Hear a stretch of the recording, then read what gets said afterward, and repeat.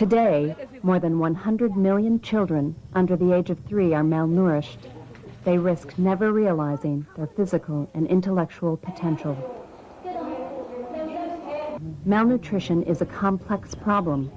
It is the result of many factors, including poverty, the status of women in a given society, lack of access to clean water and sanitation, and food distribution problems. But for the tens of millions of malnourished children at risk today, this information is simply not useful. They cannot wait the years or decades it may take to address the underlying causes of malnutrition. This instructional video describes an approach that enables communities to begin addressing childhood malnutrition today. It will help program managers and trainers design a community-based nutrition program known as pdhearth. Positive deviance, or PD, is based on the belief that in every community there are certain individuals, the positive deviants, whose special practices and behaviors enable them to find better solutions to the problem of malnutrition than their neighbors, even though their neighbors share the same resources and face the same risks. Positive deviance focuses on what is going right in a community rather than just the problems. Hearth is a nutrition intervention conducted by community volunteers in their homes. It enables caregivers of malnourished children to practice demonstrably successful new cooking, feeding, hygiene, and caring behaviors to treat malnourished children. A pdhearth program aims to rehabilitate malnourished children under 3 years old in a community using locally available resources. It enables families to maintain the enhanced nutritional status of these children at home. Ultimately, a pdhearth program should prevent future malnutrition among all children born in the community by changing community feeding, child care, hygiene, and health-seeking norms. pdhearth has enabled communities in 25 developing countries in Asia, Africa, Latin America, and the Middle East address the problem of malnutrition using their own resources and indigenous wisdom. In Vietnam alone, pdhearth programs have helped more than 2.2 million people in 250 communities.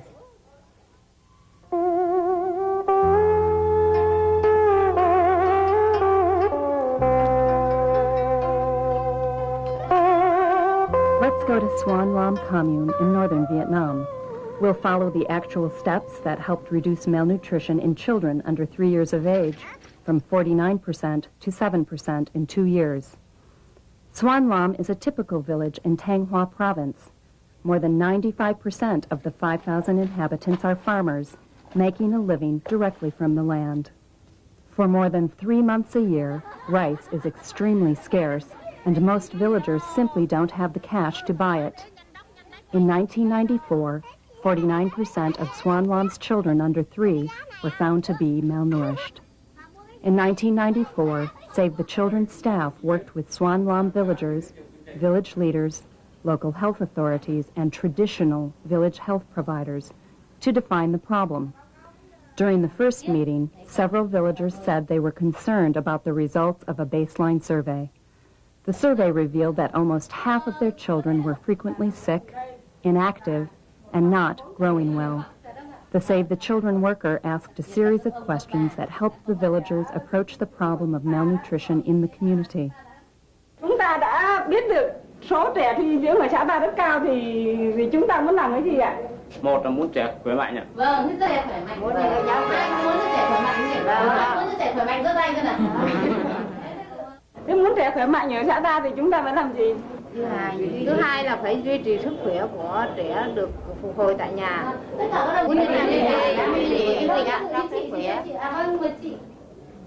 Muốn trẻ khỏe mạnh là duy trì sức khỏe cho trẻ tại nhà. Chúng ta duy trì sức khỏe của trẻ sau một thời gian mà trẻ đã phục hồi được rồi thì trẻ bị suy dưỡng trở lại thì có nguy hiểm không các chị? Nguy hiểm thì chúng ta phải làm gì ạ? To meet pdhearth goals, the Save the Children worker selected women in the village to be health volunteers. In focus group discussions with mothers, fathers, grandmothers, grandfathers, and local health providers, the volunteers learned about child feeding, caring, hygiene, and health-seeking behaviors. This documentation of the current community practices serves as a qualitative baseline of normative behaviors. Later, it will help them identify positive deviant behaviors, the special practices that enable individuals in a community to find better solutions to the problem of malnutrition than their neighbors who have the same or better resources and face the same risks. The volunteers were then trained by Save the Children and local health authorities to weigh all the children and chart their growth on a simple chart. The growth chart identifies children with very low, low, and adequate weight for age. Next, several homes were chosen throughout the village to serve as weighing stations. On a given day, all children under the age of 3 were brought to the stations to be weighed and have their weight recorded. These weighing sessions were an effective way to mobilize the entire community around the issue of community nutrition. During a subsequent meeting, health volunteers and village leaders set wealth ranking criteria to determine which families can be considered poor or well off within the context of the village. This is a critical step. The aim of the pdhearth program is to identify children from the poorest families who are well-nourished and healthy despite their poverty. Ở thôn ta, ở chính ở xã ta này, đúng không? Đã có những gia đình nghèo mà họ nuôi con rất khỏe mạnh, đúng không chị? Vâng, thế thì rất tốt, đúng không ạ? Thế thì bây giờ chúng ta cùng nhau đi thăm những gia đình nghèo mà có con khỏe mạnh nhé. Và để chúng ta học tập xem họ nuôi con như thế nào và họ làm như thế nào mà con họ rất khỏe mạnh, đúng không ạ? 2-year-old Dao lives with his mother, father, grandmother, grandfather, and older sister. They are one of the 6 positive deviant families identified in Swan Lam. Dao weighs 10 kilos, placing him high in the normal nutrition range for his age. Dao's family has somehow managed to keep him healthy and well-nourished, unlike the children of many of their equally impoverished neighbors. How did Dao's family manage this? One of the secrets lay in the rice paddies. Every day, someone in Dao's family went out to the paddies to collect tiny shrimp and crabs to add to his daily diet. They also collected greens from sweet potatoes and other sources that were readily available throughout Swan Lam. Most of their neighbors considered these foods unsuitable for young children. In addition to giving Dao this special but totally affordable food, his family practiced other critical positive deviant behaviors that also contributed to his good nutritional status. For example, his mother continued to breastfeed Dao. The family kept the house very clean inside and out and kept food covered.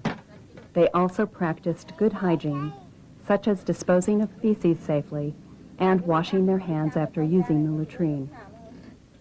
Many families in Swan Lam with malnourished children feed them twice a day, early in the morning and then once again before sundown.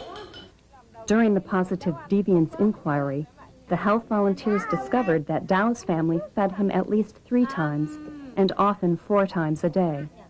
The family understood that young children like Dao need to eat smaller, more frequent meals. With access to the same amount of food as their neighbors, but spreading it over 3 or 4 meals in smaller, more manageable portions, Dao's family was providing him with up to twice the nourishment that their neighbors' children were receiving. The health volunteers discovered that not only were the foods and frequency of feeding different at Dao's house, but also the way his family fed him. The health volunteers observed that his mother and grandmother played games to encourage Dao to eat more. They practiced what is sometimes called active feeding. Rather than passively offering food to be accepted or rejected, Dao's family actively sought ways to ensure he actually ate all the available food. The health volunteers observed that Dao's family encouraged him to sing, play, tell stories, and ask questions not only at mealtime, but also throughout the day. This important caring practice has helped to stimulate Dao's general development. The health volunteers learned from Dao's mother that, unlike most of her neighbors, she always continued to feed and offer him more fluids including breast milk, during episodes of diarrhea or fever. After an illness, Dao's family ensured that Dao received extra foods to enable him to recover. After the inquiry had been conducted in all 6 households, the health volunteers and Save the Children staff met again to share their findings with village leaders and analyze what they had discovered. The health volunteers discussed the specific positive deviant behaviors in each of the 6 households. The group then decided what were the shared positive deviant behaviors in each category that enabled the 6 families to have well-nourished children when neighbors with access to the same or better resources did not. It is important to note that not all positive deviant families practice all the positive deviant behaviors. The final list of positive deviant behaviors represents a composite of the successful behaviors practiced by positive deviant families. Gia đình như vậy đến đưa các cháu đến trung tâm đều phải đem một cái khoản nhất định của mình đến đóng góp. Thế thì gia đình mình có rau ngót thì mình đem rau ngót đến, có rau muống mình đem rau muống, rồi có thể đem nắm củi, rồi đem nắm lạc hoặc là quân tôm, quân cua, quân cá đóng góp lại cùng với chương trình. Thế sau đó là các cái chị tình nguyện viên này yêu cầu mẹ các cháu cùng nhau để mà coi như là cùng nấu một cái bữa ăn dinh dưỡng đấy cho các cháu. Thế thì đối với các cháu á, thì là trong cái bữa ăn đấy thì mẹ các cháu đóng góp và trực tiếp để mà nấu cùng với các chị tình nguyện. Thì từ cái học tập được cái kinh nghiệm này, pha cái bát bột màu như thế nào, rồi chế biến các loại rau đối với các cháu là nhỏ như thế nào, đối với các cháu lớn là làm sao, thì từ cái chỗ đó thì mẹ các cháu biết được cái cách đó về nhà họ cũng bắt chước, họ cũng nuôi dưỡng. After the analysis, the group plans the hearth, which is based on the lessons learned through the positive deviance inquiry. This is the community activity to rehabilitate malnourished children. It also ensures that families are able to sustain their enhanced nutritional status at home after rehabilitation. The hearth is held in the homes of people in the community who volunteer to make their houses available for 2 weeks each month for the sessions. To realize the first objective of a pdhearth program, to rehabilitate the malnourished child, a calorie-dense supplemental meal is served each day of the 2-week sessions held every month. The specific menus are created by the health volunteers based on local availability, cost, and most important, the uncommon foods the positive deviant families were feeding their children to keep them well nourished. Each mother or caretaker is required to bring a daily contribution of the specific uncommon foods the positive deviant families were feeding their children. This mandatory food contribution is the cornerstone of the Positive Deviant Hearth program. The daily contribution provides an opportunity to practice the new behaviors and acquire new, demonstrably successful habits. Sak is 2 years old, the same age as his neighbor Dao. During the growth monitoring session earlier in the month, Sak's parents learned that he weighed only 8 kilos and was severely malnourished. Sak's family had never given him shrimps, crabs, or greens before joining the Hearth program, believing these foods were harmful to young children. Seeing how well Sak is doing in the Hearth, his parents have changed their minds. Now, every morning, Sak's mother or father goes out to the rice paddies to collect the tiny shrimp and crabs that enabled Dao's family to keep him well nourished. When Sak's mother comes to the daily hearth, she brings a handful of shrimps, crabs, or greens as her contribution to the session. These are added to the contributions of others and prepared along with other food on the menu that day, such as eggs, tofu, rice, and a source of fat or oil. Amen. Before eating the meal, the caretakers wash the children's hands and their own with water and soap. This is a new habit for many of the participants. After cooking the meal together, the caretakers begin to feed the children. The feeding of the children may take as long as a half to 3/4 of an hour, as the health volunteers coach the mothers to patiently encourage their children to eat as much as possible. Mothers often learn new songs or games from each other at the hearth to encourage their children to eat more. In addition to the cooking and feeding at the hearth sessions, a daily health topic is discussed. The health volunteers give 6 messages, 1 a day during the first week of the session, then repeat them again during the second week. The messages focus on breastfeeding, food and body hygiene, and care of the sick child.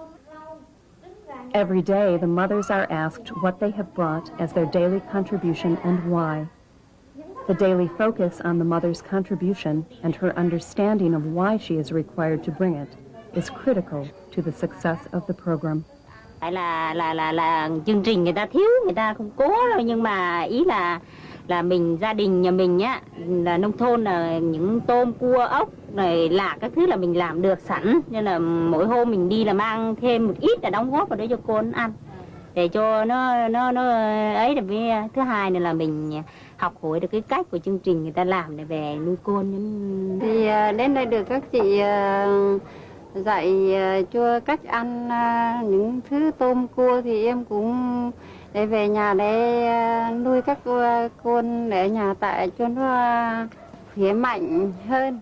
Zach put on 350 grams during the session, but he is still mildly malnourished and will join the next session at the beginning of the following month. In the meantime, his family continues to provide him with shrimp or crab and greens every day, in addition to what other foods they can afford. They also actively feed Zach and practice new hygiene behaviors they have learned.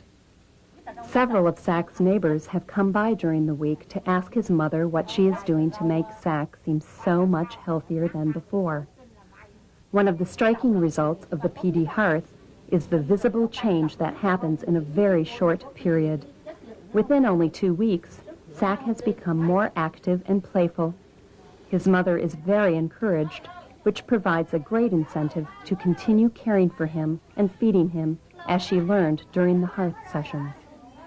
Save the Children estimates that over 50,000 malnourished children have been rehabilitated in Vietnam through the pdhearth approach, and that levels of malnutrition in participating communities have been reduced by 60 to 80%.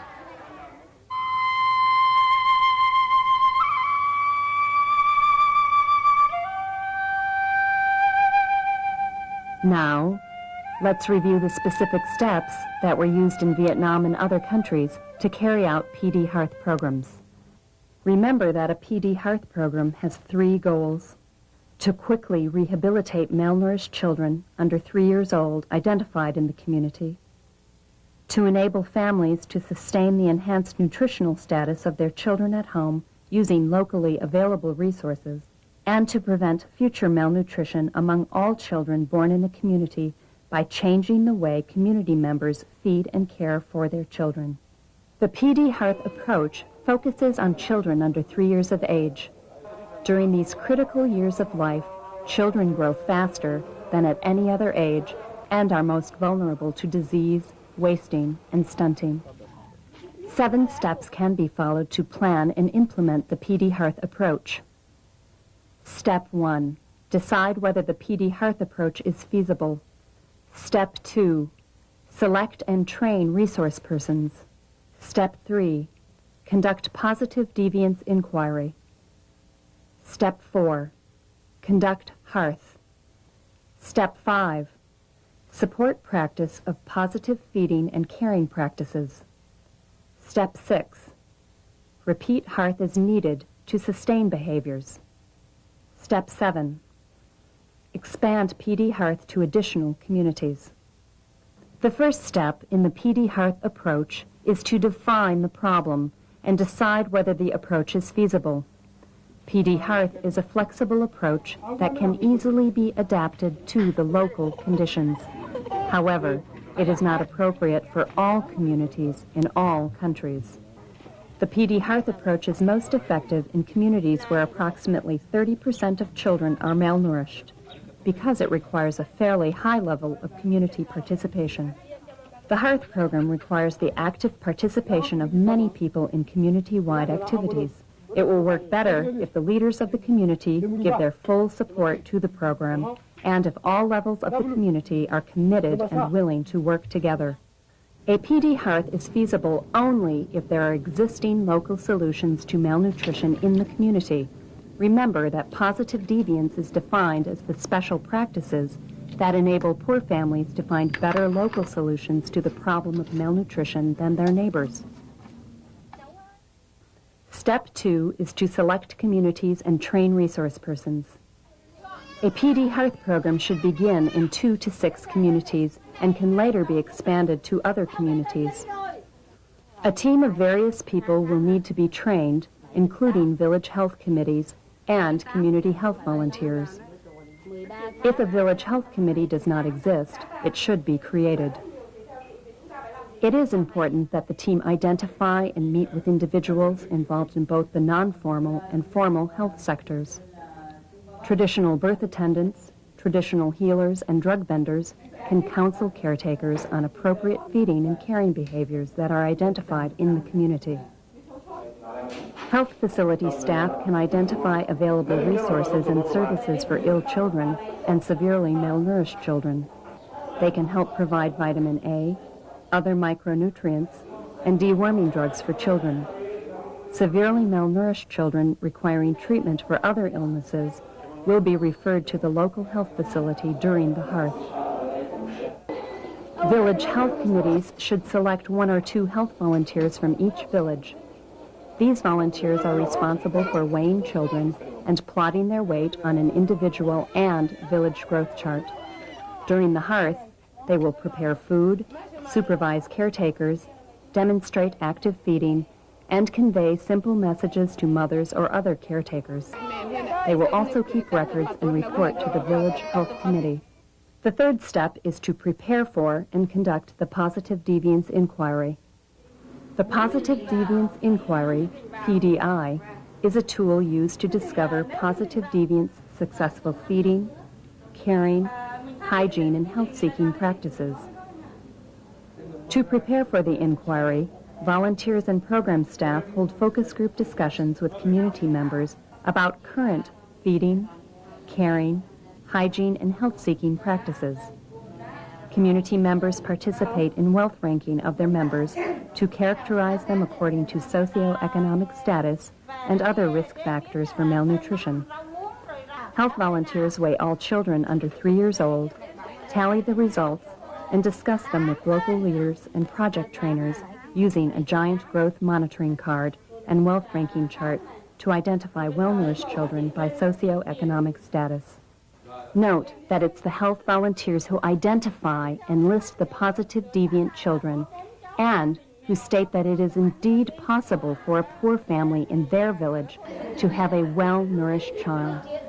In addition to socioeconomic status, they consider other risk factors in selecting PD children. For example, families with an only child are excluded.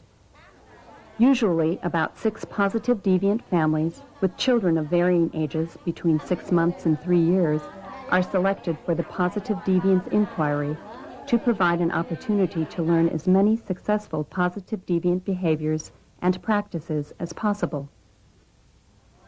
Teams of 2 to 3 people conduct the PD inquiry. Usually, a health volunteer is accompanied by another person from the village and a formal or non-formal health worker. They visit homes, preferably around mealtime, to observe feeding, caring, hygiene, and health-seeking practices. Team members use interview guidelines and checklists during these visits, which often last about 2 hours. They compile the new PD behaviors into a composite list for promotion and practice in the hearth. The fourth step is to prepare for and conduct the hearth.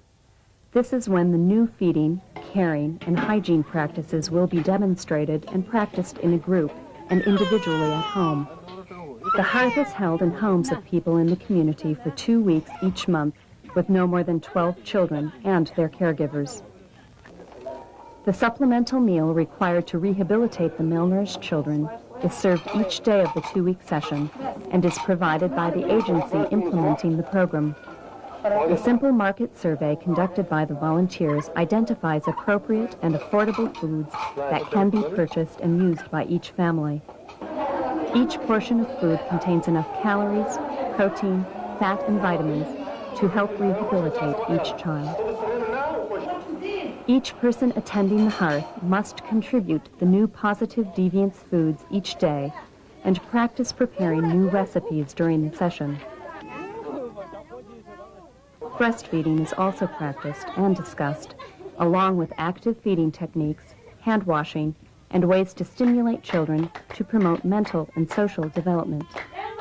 Of course, as the program spread to other communities and countries, a diverse list of positive deviant foods and practices has been identified. Remember that many PD foods are seasonally available. In Mali, positive deviant behaviors included using a separate bowl for the malnourished child and having fathers and grandparents participate in the hearth. In Mozambique, cashew nuts and peanuts were identified as important foods. In Bolivia, the consistency and frequency of feeding specific foods was the most significant positive deviant practice. In many countries, continuing to give fluids and foods during illness and increasing feeding after an illness episode contributed significantly to a child's growth. The health volunteer weighs the children on the first and last day of each hearth session. If a child has gained sufficient weight to reach normal nutritional status, she is considered to have graduated and doesn't participate in the next monthly hearth. Those who are malnourished are invited to join a hearth session the next month until the majority of all children in the community show adequate weight gain and growth. The fifth step is to support the practice of positive feeding and caring practices at home. In some communities, the health volunteers visit the caregivers at home every day for 2 weeks to ensure that they are able to continue practicing the new behaviors. In other communities, villagers informally monitor their neighboring children's progress. The health volunteers continue to record the weights and nutritional status of all children under 3, for whom they are responsible every 2 months.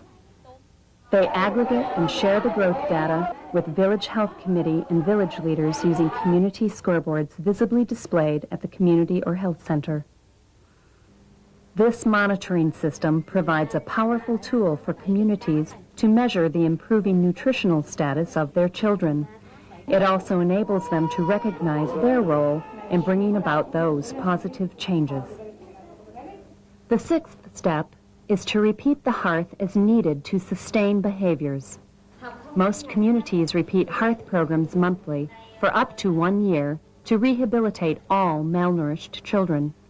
This ensures that the entire community experiences and is exposed to the new positive deviant practices. Results from the community-wide growth monitoring sessions determine when the hearth can actually end. The community must then ensure that the new behaviors are sustained as the external organization moves elsewhere. Severely malnourished children who have not improved during 2 hearth sessions are referred to a health facility for medical intervention in case there is an underlying disease or illness. The 7th step of the PD Hearth Nutrition Program is to expand the program to additional communities. Often volunteers and communities who have witnessed the power of PD Hearth are eager to help others repeat the process. Because of the intensity of human resources involved in PD Hearth, it is difficult to expand to hundreds of communities at once. Instead, the Vietnam experience has shown the importance of developing some communities as centers of learning for organizations that want to implement the program. Let us now review the 7 PD Hearth program steps. Step 1.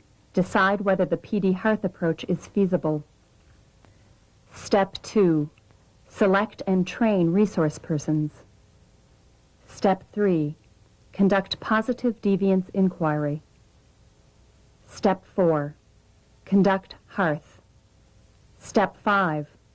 Support practice of positive feeding and caring practices. Step 6. Repeat hearth as needed to sustain behaviors. Step 7. Expand PD Hearth to additional communities. As we have seen from the example in Vietnam, The pdhearth nutrition program is based on the uniquely successful practices of a few families in the community who have managed, despite their poverty, to have healthy, well-nourished children. Their uncommon but demonstrably successful behaviors are then shared with and ultimately adopted by the community at large. Culturally appropriate by definition, positive deviance has made it possible to replicate the program in many developing countries. Impact assessments of these programs in several countries have demonstrated that pdhearth, when implemented correctly, is successful at reducing malnutrition and preventing future malnutrition. Using weight for age as the monitoring indicator, 1,893 children in Vietnam's Thanh Hoa province demonstrated an 82% reduction in severe malnutrition between 1993 and 1995.